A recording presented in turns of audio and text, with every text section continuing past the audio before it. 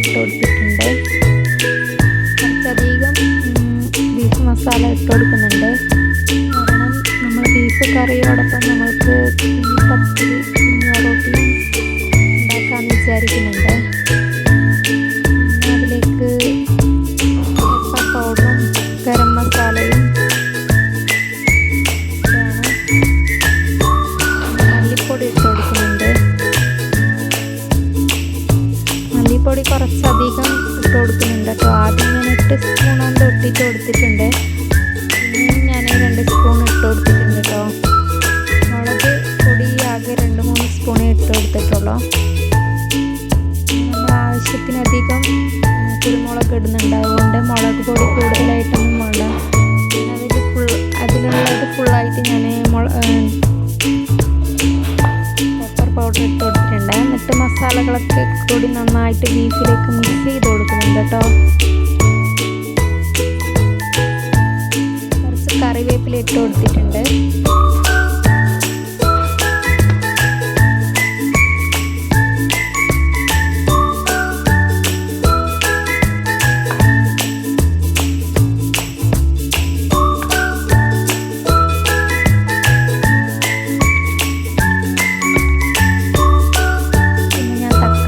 Cut ചെയ്ത് കൊടുക്കുന്നുണ്ട്.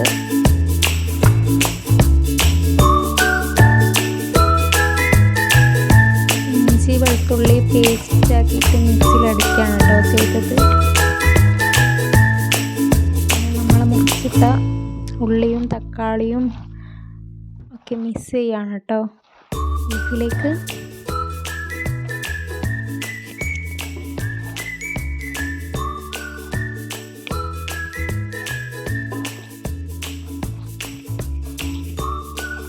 കുറച്ച് സമയം എടുത്തിട്ട് നന്നായിട്ട് തന്നെ മിക്സ് ചെയ്ത് കൊടുത്തിട്ടുണ്ട്.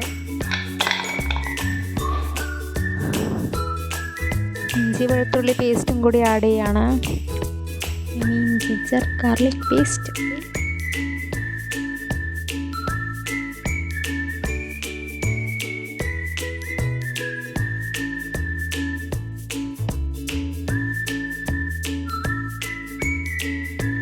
ഇതിലേക്ക് മല്ലിച്ചപ്പ് ഇട്ട് കൊടുത്തിട്ടുണ്ട്. പിന്നെ ഓയിലാണെങ്കിൽ ബോട്ടിൽ കാലിയായിട്ടുണ്ടായിരുന്നു. അപ്പോൾ ഞാൻ വിചാരിച്ചു നമ്മുടെ ഒലീവ് ഓയിൽ കുറച്ച് ബീഫ് കറിക്ക് ആഡ് ചെയ്യാമെന്ന്.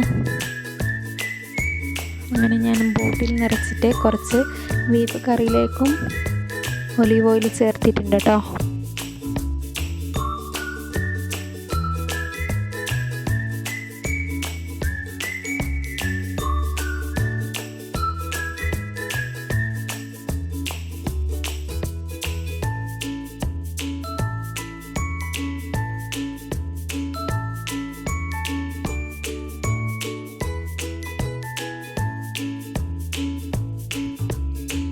ഇനിയും ഇതുപോലെ കുക്കിംഗ് വീഡിയോസ് തന്നെ വേണമെന്നുണ്ടെങ്കിൽ നിങ്ങൾ കമൻറ്റ് ചെയ്യട്ടോ. Okay guys. എന്നിട്ട് ഓയിലും കൂടി ഇട്ട് കൊടുത്തിട്ട് ഞാൻ ഒന്നും കൂടി നന്നായിട്ട് മിക്സ് ചെയ്യണം. ഈ മിക്സിങ്ങിലാണ് നമ്മുടെ ബീഫ് കറിയുടെ ടേസ്റ്റ് വരുന്നത്. അതുകൊണ്ട് നമ്മൾ കൈ കൊണ്ട് തന്നെ നല്ലോണം നിരടിയിട്ട് എല്ലായിടത്തും മസാല എത്തണം. ബീഫിലും ഉള്ളിയിലും എല്ലാത്തിലും മസാല നന്നായിട്ട് പിടിക്കണം. അതുകൊണ്ടാണ് കേട്ടോ ഇങ്ങനെ കുറേ കൂടി മിക്സ് ചെയ്ത് കൊടുക്കുന്നത്.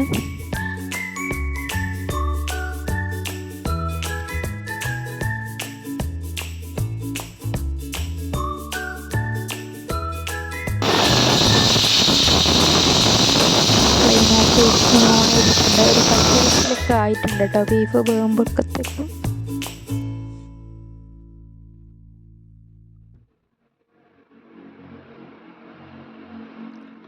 അപ്പോൾ കറിയും പപ്പടമൊക്കെ കൂട്ടി കഴിക്കാൻ നല്ല ടേസ്റ്റ് ഉണ്ടായിരുന്നു.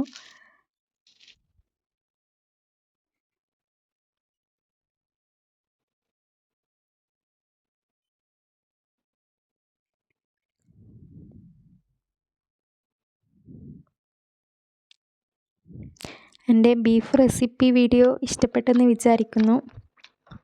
ഇഷ്ടപ്പെട്ടാൽ ലൈക്ക്, ഷെയർ, സബ്സ്ക്രൈബ്. ഓക്കെ.